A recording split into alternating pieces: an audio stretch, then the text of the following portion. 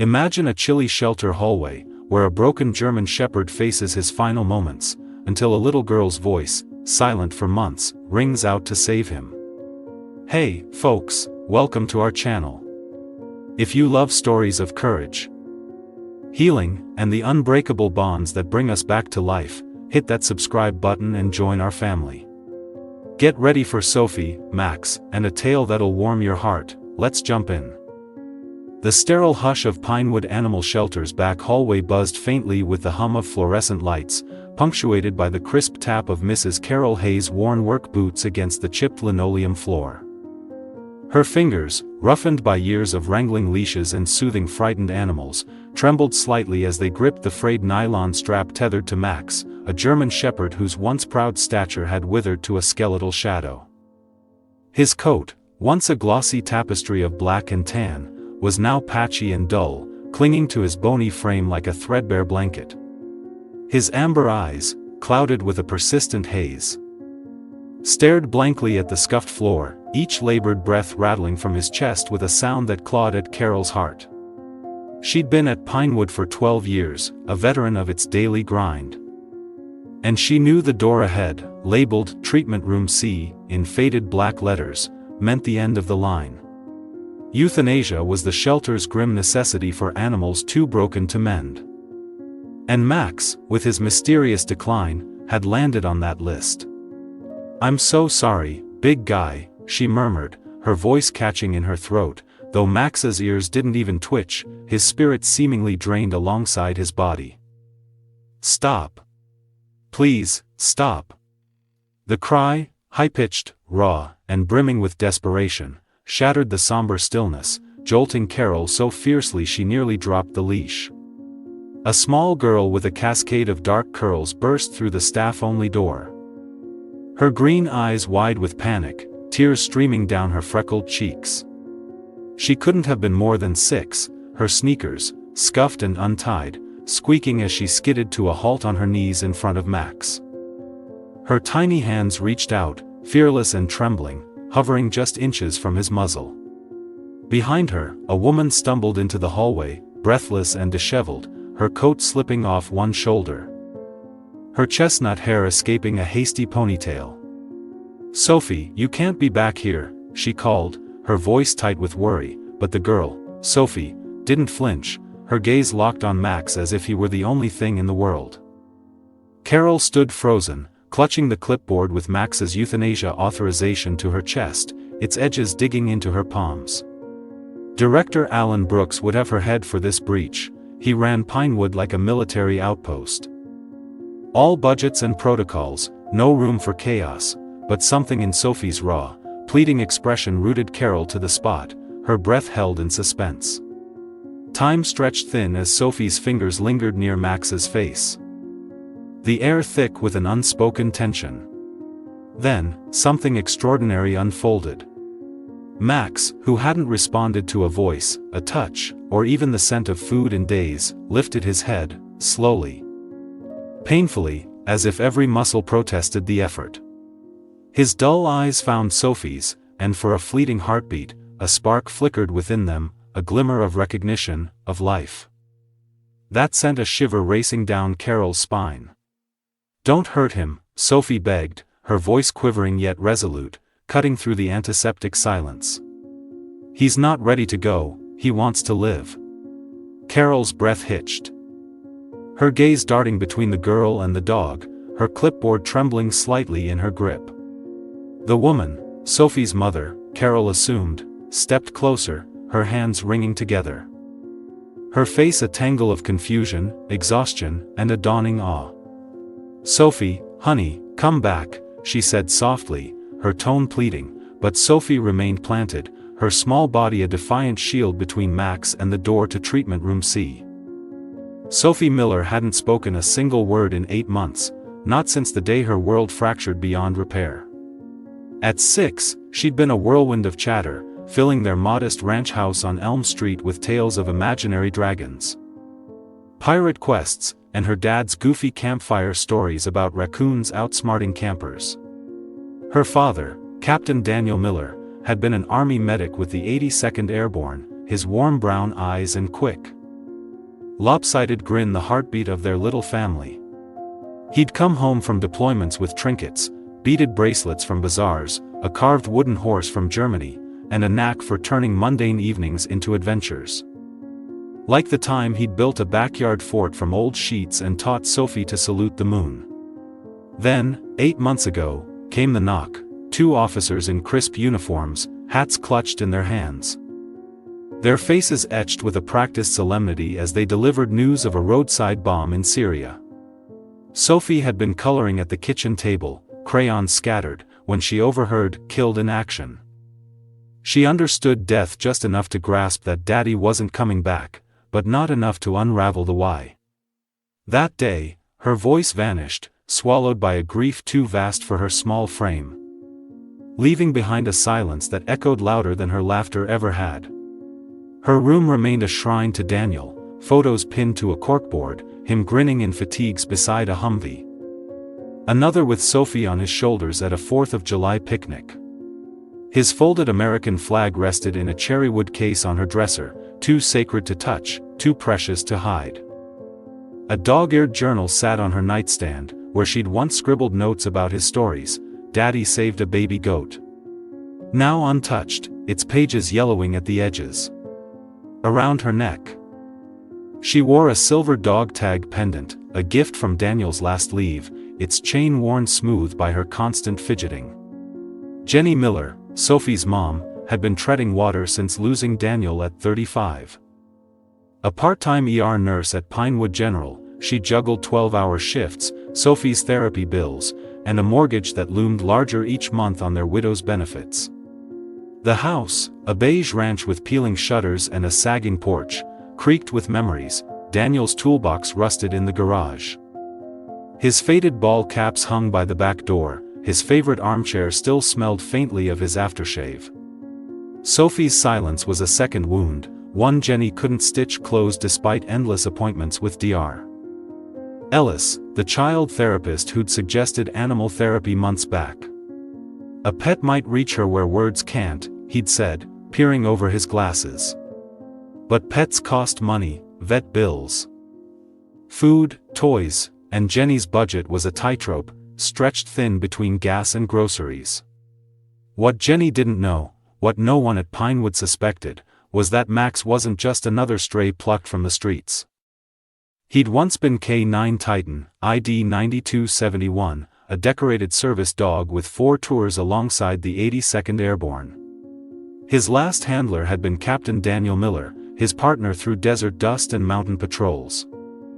On their final mission, a collapsed clinic in a Syrian village had trapped Daniel under rubble. Titan had clawed through jagged debris, ignoring shrapnel tearing into his flank, to mark his spot for rescue. He'd stayed, whining and pawing, until medics arrived, too late for Daniel, who'd bled out beneath the concrete. Titan's injuries healed outwardly, but seizures, erratic and unpredictable, left him unfit for service. Military budget cuts offered no retirement plan. He was discharged without fanfare, abandoned to civilian life. Found limping along Highway 12 a month ago, his ear tattoo overlooked by an overworked intake clerk, he'd landed at Pinewood, a county shelter perpetually strapped for cash, its kennels overflowing, its staff stretched thin. Hard choices were routine, and Max's decline had sealed his fate. Carol Hayes had been Pinewood's heart for over a decade, a wiry woman with graying auburn hair and a stubborn streak that often pitted her against director Alan Brooks. She'd fought for every animal she could, nursing kittens with eyedroppers, coaxing terrified mutts from corners, but Brooks ran the place like a ledger, his decisions rooted in cost, not compassion. Max had arrived gaunt and disoriented, his symptoms, lethargy, loss of appetite, tremors, stumping Dr. Patel, their part-time vet who worked 2 other clinics. With no funds for advanced diagnostics, Brooks had scribbled Max's name on the euthanasia list, his pen slashing through Carol's pleas. "We can't save them all, Hayes," he'd snapped, his gray eyes cold behind wire-rimmed glasses. That crisp November morning, Jenny had bundled Sophie in a green scarf, Daniel's favorite color, knitted by his mom years ago, and driven to Pinewood.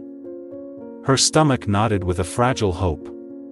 The shelter's adoption day ad promised reduced fees, a chance she couldn't ignore. Dr. Ellis thinks a pet might help, Soph, she'd said, catching her daughter's solemn green eyes in the rearview mirror of their rattling Subaru. Maybe a little spaniel, easy to care for, not too big. Silence answered her, Sophie's stillness a wall Jenny had long stopped trying to climb. The adoption floor buzzed with life, dogs barking, kids tugging at parents' sleeves, volunteers in bright orange vests darting between kennels.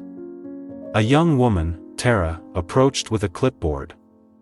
Her ponytail bouncing with each step, her smile wide and practiced. "Hi there. Looking to adopt today?" she asked, her cheer a shield against the shelter's undercurrent of despair. "Yes," Jenny replied, her hand resting protectively on Sophie's shoulder. "A small dog, good with kids, not too wild."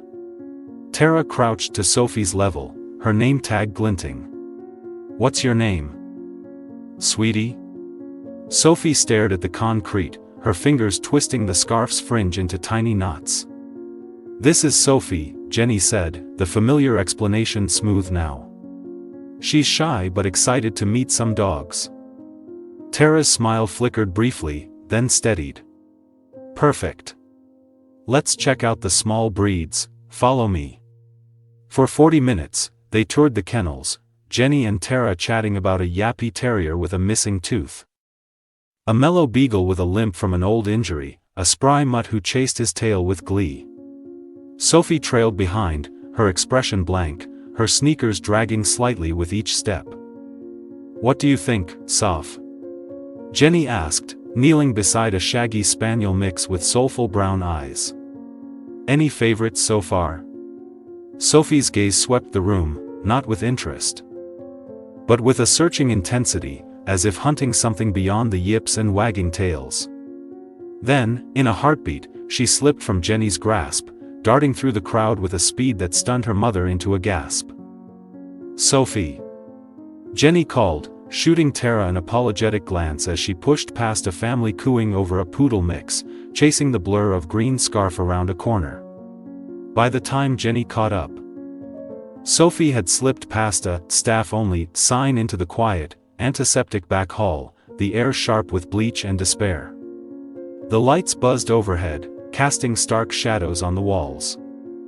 "Sophie, we can't be here," Jenny hissed, grabbing her arm as her nurse's instincts screamed about restricted zones and liability. But Sophie yanked free with a strength Jenny hadn't seen since Daniel's last tickle fight, her green eyes blazing with a purpose that had been dormant for months. She bolted toward an ajar door at the hall's end, where Carol stood with Max, the leash slack in her hand, the clipboard trembling slightly. Jenny froze in the doorway as Sophie threw herself between Carol and the dog, her voice, lost for 8 months, breaking through like a dam bursting. "Stop. Please. Don't hurt him." Jenny's knees buckled, her hand clutching the doorframe. Sophie was speaking, her mute child alive with words, her small body trembling but resolute. Carol blinked, her hazel eyes wide with shock. "Sweetie, this area's off limits," she said gently, recovering her composure. "This dog's very sick, we're helping him rest, not hurt him." "No." Sophie's voice rose, fierce and unyielding. "He's not ready, he wants to live." Jenny stepped forward, her heart pounding so hard she felt it in her throat. "I'm so sorry," she said to Carol, her voice shaky. "We were looking at adoptable dogs, she just ran off." "It's okay," Carol replied, though her gaze flicked nervously to the hall, anticipating Brooke's inevitable storming in. Sophie turned to Jenny, tears spilling down her cheeks, her green scarf slipping to her shoulders. "Mom, we can't let them, he's Daddy's dog." The room stilled, the words hanging like a thunderclap. Carol frowned, leaning closer. "What did you say, honey?" "He's Daddy's dog, Max," Sophie insisted, her voice breaking with urgency. "Look at his ear, he's got a number." Carol hesitated. Then shone her penlight on Max's ear, a faded tattoo, military digits etched into the skin, 9271. She gasped, her hand flying to her mouth. There's an ID here. Jenny's mind spun. Fragments of Daniel's stories crashing together, his K-9 partner, the loyal shepherd who'd sniffed out danger, who'd slept by his cot. My husband was Captain Daniel Miller, 82nd Airborne. She said, her voice barely above a whisper. He worked with service dogs, he died 8 months ago in Syria. Carol's eyes widened, her clipboard slipping slightly. Oh my God. Max shifted. His head lifting a fraction at the sound of Daniel's name, his clouded eyes clearing for a heartbeat as they locked onto Sophie's. She reached through the kennel bars, her small hand trembling near his muzzle. Jenny lunged forward instinctively, but Carol held up a hand, watching intently as Max sniffed Sophie's fingers, then licked them, once, weakly, a gesture so faint it was almost imagined, before collapsing back onto the floor. Spent but alive. See? Sophie whispered, tears streaming as she turned to Jenny, her green eyes fierce with conviction. He remembers Daddy. We have to take him home. Jenny stared.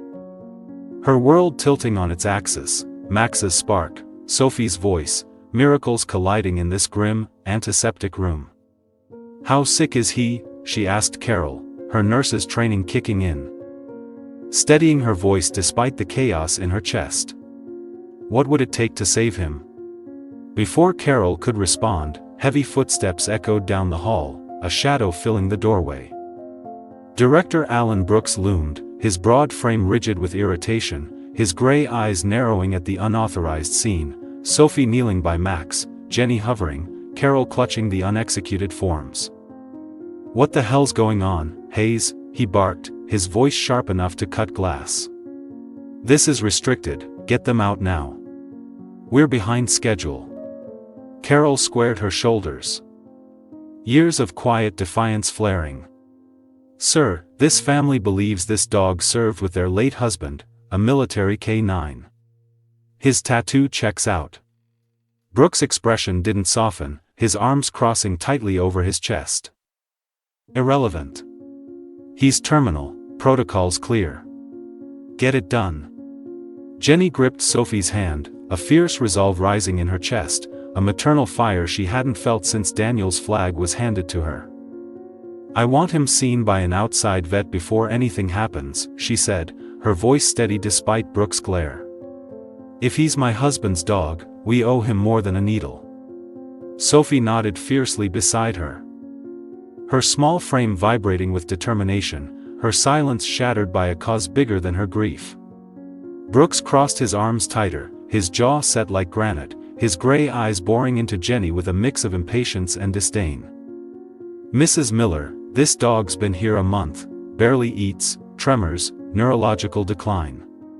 Our vets made the call, euthanasia's the humane option. You're asking us to drag out his suffering over a kid's story.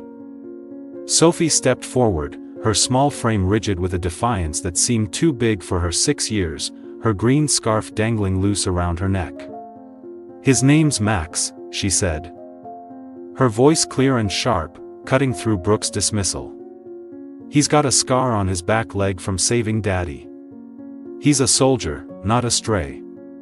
Brooks blinked, momentarily thrown by her intensity. His stern facade faltering for a heartbeat. Carol seized the opening, kneeling beside Max with a gentleness that belied her urgency. Her fingers traced his hind leg through the patchy fur, a jagged scar. Rough and unmistakable, ran along his right flank. She's right, sir, Carol said, her voice steady but insistent. There's a scar here, matches her description. Tim, a younger staffer with a mop of sandy hair and a nervous habit of cracking his knuckles, stepped forward, holding his phone aloft like a trophy. I've got his tattoo in the system, he said, his voice quick with excitement. K-9 Titan, ID 9271, 82nd Airborne. Last handler, Captain Daniel Miller. Discharged after injury, seizures listed. The room fell into a stunned hush, the weight of the revelation settling over them like dust after a blast. Brooks' jaw tightened, his fingers drumming against his clipboard as he processed the implications. Jenny's voice steadied, her nurse's pragmatism anchoring her against the storm of emotion. "That's my husband. If this is Titan, Max, I'm taking him. I'll sign whatever you need to take responsibility." Brooks shook his head, his tone clipped and final. "He's critical, treatment's costly, no guarantees. You're setting yourself up for heartbreak, and we don't have the resources to play along." Jenny's grip on Sophie's hand tightened, her resolve flaring like a beacon. "He brought my daughter's voice back after 8 months of silence," she said, her voice rising with a fierce clarity. "That's worth any fight, more than your spreadsheets can measure." Carol intervened, her tone diplomatic but firm. "Sir, I'll prep the release forms, against medical advice. They can see Dr. Larson at Ridgeview Vet, he's got experience with service dogs." Brooks exhaled sharply through his nose, his reluctance palpable, but the evidence, tattoo, scar, Sophie's unwavering certainty, cornered him. "Fine, Hayes," he grumbled, waving a dismissive hand. "But they're on their own, don't come crying when he doesn't make it. And you," he pointed at Jenny, "better know what you're signing up for." Jenny signed the stack of papers Carol thrust into her hands, liability waivers, health condition acknowledgments. A sternly worded, advised against adoption, statement from Brooks, her hand steady despite the financial dread creeping up her spine. She'd seen enough hospital bills to know this could sink her. But Sophie's voice, alive and pleading beside her, drowned out the numbers. Carol handed her a worn business card, her hazel eyes soft with empathy. "Dr. Larson's the best with tough cases, call him first thing. Here's my cell too, let me know how Max does. I've got a soft spot for this old warrior." Moving Max was a clumsy, heart-wrenching ordeal, he was limp, a dead weight of fur and bones. Tim and Carol maneuvered a stretcher under him, his body sagging into the blanket as they wheeled him to Jenny's Subaru in the gravel lot. Sophie hovered close, her small hand brushing his ear. Whispering, "We're going home, Max." Brooks watched from the doorway, arms crossed, his parting shot laced with skepticism. "Hope you know what you're in for, Mrs. Miller. That dog's got one paw in the grave." The drive back to Elm Street was tense, Max's breaths rattling faintly in the back seat, Sophie stroking his head with a tenderness that broke Jenny's heart anew. Their house, a beige ranch with peeling shutters and a sagging front porch, sat at the end of a quiet cul-de-sac. The kind of place where neighbors waved but rarely knocked. Jenny fashioned a bed from quilts and an old sleeping bag in the living room, the hardwood cool against her knees as she settled Max in. "I'll call the vet," she told Sophie, brushing sweat-damp hair from her forehead. "Stay with him, okay?" Sophie nodded, settling cross-legged beside Max, her voice soft but alive. A melody Jenny had feared she'd never hear again. "You're home now, Max. Daddy'd want you here with us. I'll make you better, I promise." Jenny lingered in the doorway, tears pricking her eyes as Sophie's words flowed, 8 months of silence undone by this broken, brave dog. She stepped into the kitchen, dialing Ridgeview Vet with trembling fingers, her nurse's calm warring with a mother's desperation. Dr. Larson squeezed them in at 5 p.m., his receptionist bending the schedule after Jenny's rushed explanation, "Military dog, critical, just saved from euthanasia."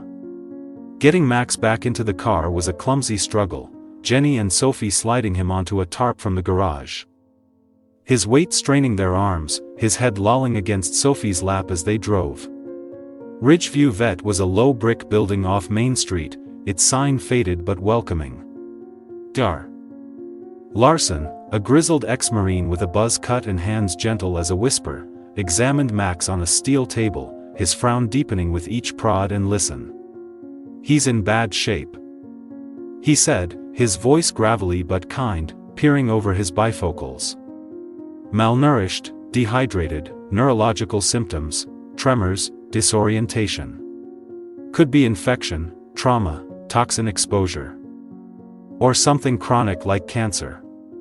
I'll run blood work, start fluids, but his odds are slim, maybe 15% with aggressive care. Jenny swallowed hard, her throat tight. What's it cost to try? The numbers he quoted, initial tests. Meds, possible hospitalization, hit like a punch to the gut, far beyond her savings and widow's pension. Sophie's pleading green eyes settled it, though, money be damned. Do it, she said, her voice firm despite the quake in her chest.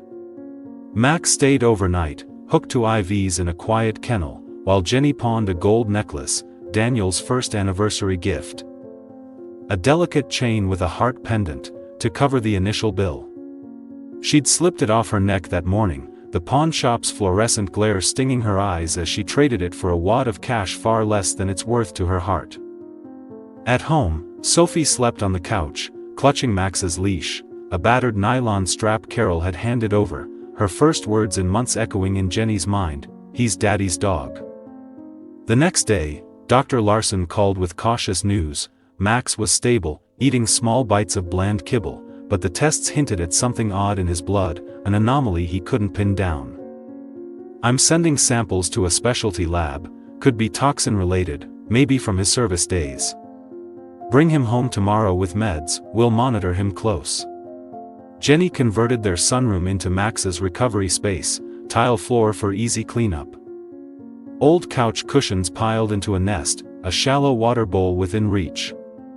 Sophie took charge like a miniature nurse, charting his pills on a notepad, hand-feeding him shredded turkey from last week's leftovers. Singing Daniel's old army marching tunes in a voice that grew stronger with each note. Her presence filled the house, a balm to Jenny's frayed nerves, a lifeline pulling them both from the abyss. Word of Max spread through Pinewood, a small town of 4,000 where gossip traveled faster than the wind off the nearby Blue Ridge foothills. Neighbors rallied in fits and starts. Mrs.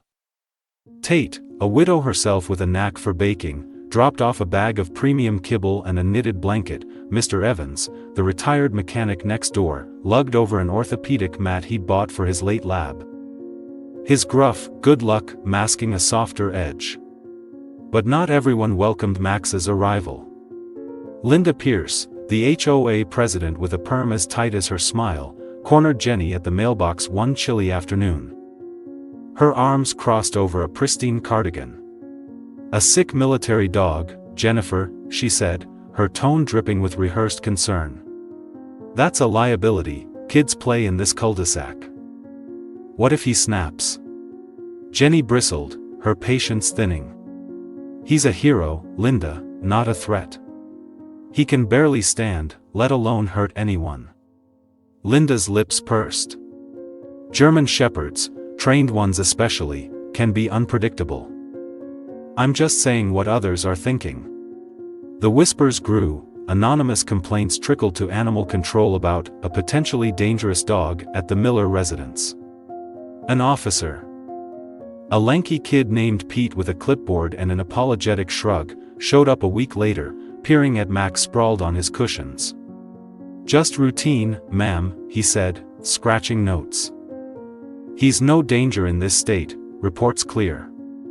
The "in this state" lingered, a quiet warning that scrutiny might return if Max rallied. Jenny shut the door, her stomach knotting. Pinewood had embraced Daniel as a hometown hero, pinning his photo in the VFW hall, but Max, his silent partner, faced suspicion instead of gratitude. 3 weeks in, Dr. Larson called Jenny to his office while Sophie was at school. Her backpack bouncing as she boarded the yellow bus with a rare wave. "Lab results are back," he said, sliding a report across his desk, his bifocals slipping down his nose. Traces of an unknown compound in his blood, not natural. Possibly deliberate. Did anything odd happen at the shelter? Jenny's stomach dropped, Brooks' rush to euthanize flashing in her mind, Carol's hesitation a silent alarm. Something wasn't right, she said, her voice low. The director pushed hard to put him down, too hard. That night, she called Carol, the line crackling as Pinewood's spotty cell service flickered. Was Max targeted? She asked. Her breath shallow. Carol's pause chilled her to the bone. I've seen dogs decline fast lately, big ones, like Max, Carol said, her voice hushed. Started after Brooks launched some sedative trial, he claimed it was for efficiency. But I've kept notes. Something's off, Jenny. Jenny's fury ignited, a cold fire spreading through her.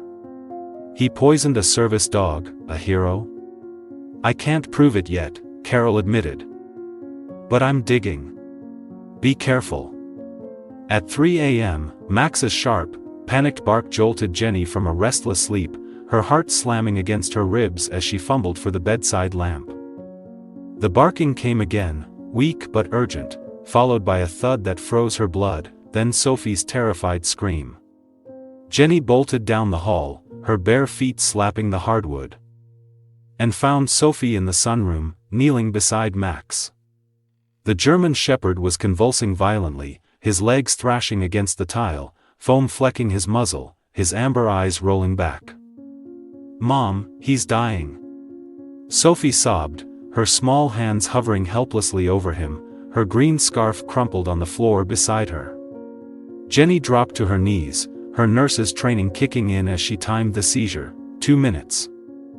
17 seconds, an eternity of violent spasms before Max stilled, panting raggedly. She grabbed her phone, dialing Dr. Larson as Sophie clung to her arm. Bring him now, he urged. His voice groggy but sharp. This is bad. The midnight drive was a blur, rain hammering the Subaru's windshield, wipers slashing uselessly against the deluge, Sophie sobbing quietly in the back seat. Cradling Max's head. At Ridgeview, another seizure hit, longer, fiercer, Max's body arching as Dr. Larson and a tech rushed him to a table. Anticonvulsants, now, Larson barked. Stabilizing him with practiced calm. An hour crawled by in the waiting room, Jenny holding Sophie, who'd cried herself into an exhausted stupor, her head heavy against her mother's chest. Finally, Larson emerged, his expression grim. Neurological damage, the toxins eating his system. He's got hours, maybe a day. I'm sorry. Jenny held Sophie tight as Max lay sedated in a treatment kennel. Monitors beeping a slow, unsteady rhythm. His chest rose and fell faintly, for lines snaking from his foreleg, his once mighty frame dwarfed by the clinical starkness. We might lose him. Soph, Jenny whispered, her voice cracking as she brushed a curl from her daughter's tear-streaked face. Sophie's green eyes met hers, steady despite the redness rimming them. He promised Daddy he'd stay. He can't go, she said, her voice firm with a child's unshakable faith. Jenny couldn't argue, couldn't douse that spark, not when Sophie's words were the lifeline she'd clung to for weeks. They sat vigil, the rain outside softening to a patter, the clinic's fluorescent glow casting long shadows across the floor. At dawn, the front door banged open, a gust of wet air sweeping in as Carol Hayes burst into the treatment room. Drenched and wild-eyed, a manila folder clutched to her chest. Her boots squeaked on the tile, her auburn hair plastered to her face. Thank God you're here, she gasped, spotting Jenny. I went to your house first, I've got proof. Dr. Larson turned, stern. Miss Hayes, this is a private. No, you need to see this, Carol interrupted, thrusting the folder at him. Her hands trembling. Records, copied from Brooks' private files. He's been testing sedatives for Novolum Labs on shelter dogs, unapproved stuff. Max got a dose, NT-19, neurotoxic, 3 days before he crashed. Larson's jaw dropped as he scanned the pages, dosage logs, chemical breakdowns, a list of 14 dogs, Max's tattoo number circled in red. Unapproved? That's criminal, lethal levels. He muttered, his marine grit surfacing in a low growl. Where'd he get this crap? Carol's words tumbled out, urgent and jagged. Novolum paid him, consulting fees, offshore accounts. Been at it 6 months, big dogs, low adoption odds, perfect guinea pigs. Max wasn't the only one, 13 others died, fast and quiet. Brooks pushed euthanasia to cover it, didn't know Max's history till you showed up. Jenny stared, horror sinking in like cold steel. He poisoned a service dog, a hero, for money? He didn't care who Max was, Carol said, bitter. Once you claimed him, he doubled down, couldn't risk exposure. Larson was already on the phone, his voice clipped. I need a toxicologist, stat. NT-19, experimental neurotoxin, get me an antidote. By noon, a courier delivered it, a clear vial from a university lab 2 hours away. Might flush the toxin, Larson warned, hooking it to Max's fore. But damage could be permanent, organs, brain. No promises. Max's vitals steadied, no seizures, heart rate leveling, but he stayed weak. His eyes dull, his breaths shallow. Sophie sat by his kennel, reading from a battered copy of The Velveteen Rabbit, her voice a soft lifeline. You'll get better, Max, Daddy said you're tough.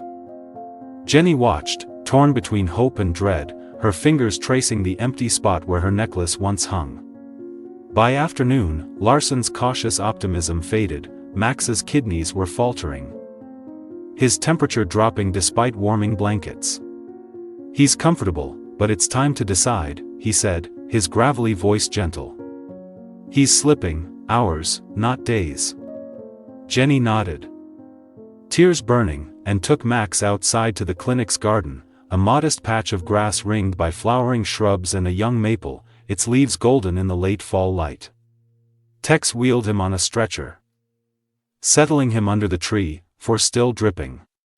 Sophie curled beside him, her small body pressed against his flank, while Jenny sat at his head, one hand on his neck, feeling his pulse, faint. Thready, but there. Tell him a story, Soph, Jenny said, her voice thick. Sophie nodded, her voice drowsy from the sleepless night, spinning a tale of a brave dog who outran storms. Barked louder than thunder, and guarded his people from shadows. Her words slowed, exhaustion catching up, and her breathing deepened into sleep, her hand tangled in Max's fur.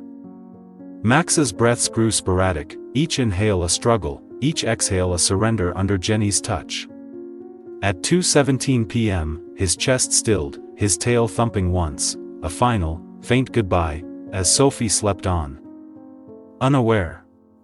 Jenny wept silently, grief for Max, gratitude for what he'd given them, her tears soaking into his fur as the sun dipped behind the maple, casting dappled shadows over their quiet tableau. Next morning, Detective Sarah Klein knocked on their door, a severe woman in a crisp blazer, flanked by a uniformed officer. Mrs. Miller, we're investigating Pinewood, Brooks and Novel Lum Labs. She said, laying photos on the coffee table, vials in a locked cabinet, logbooks with Max's ID. He's been charged, animal cruelty, fraud. Novellum's execs are under fire too. Tissue samples, sent by Larson, revealed Max fighting NT-19 naturally, a rare resilience from his service days. He might have lived if we hadn't intervened, Larson admitted later. Shaken, his voice heavy over the phone. Then, a shock. Max's heart had restarted in cold storage, a hibernation trick from extreme missions. He's alive, barely, Larson said. Disbelief threading his words. Sophie, overhearing from the hall, grinned, clutching her stuffed bear. I told you, he promised Daddy. Pinewood buzzed with the scandal, Brooks' arrest splashed across the local paper. The Pinewood Herald, beside photos of Max in his service vest from old Army files. Carol took over as interim director, vowing reform, her quiet strength a balm to the staff. Jenny faced whispers, some neighbors lauded Max as a hero. Others muttered about that dog stirring trouble. Linda Pierce organized an HOA meeting, her voice shrill. He's a symbol now, dangerous precedent. Mr. Evans shot back, he's a vet, show some respect. The town split, but Sophie's resolve held firm, her voice a quiet force. Max's recovery defied every chart and textbook. 3 weeks of intensive care at Ridgeview rebuilt him from a flicker to a flame. His heart, once stilled, beat stronger each day, his eyes cleared, tracking Sophie's every move. She read to him from Charlotte's Web, her voice a constant thread, while Jenny picked up extra shifts. Neighbors chipping in with cash and kibble, Mrs. Tate baking treats, Mr. Evans fixing a ramp for the porch. The 82nd Airborne caught wind via a viral news clip, and Colonel Ryan Hayes, a wiry man with a chest full of ribbons, called. "Titan's a legend," he said. "We're honoring him." 2 months later, on a crisp spring day, Sophie stood on the town green in a blue sundress, holding Max's leash, new, leather. A gift from Carol, as Colonel Hayes pinned an honorary medal to his service vest. Max sat tall, a slight hitch in his step the only remnant of his ordeal, his amber eyes alert. The crowd, locals, vets, reporters, cheered, Linda Pierce clapping stiffly in the back. Jenny spoke, her voice breaking. "Max didn't just survive, he brought my daughter back. Connected us to Daniel. He's hope when we had none." Sophie beamed, whispering, "Good boy, Max." A year later, they stood at Daniel's grave in the military cemetery, Max in his vest.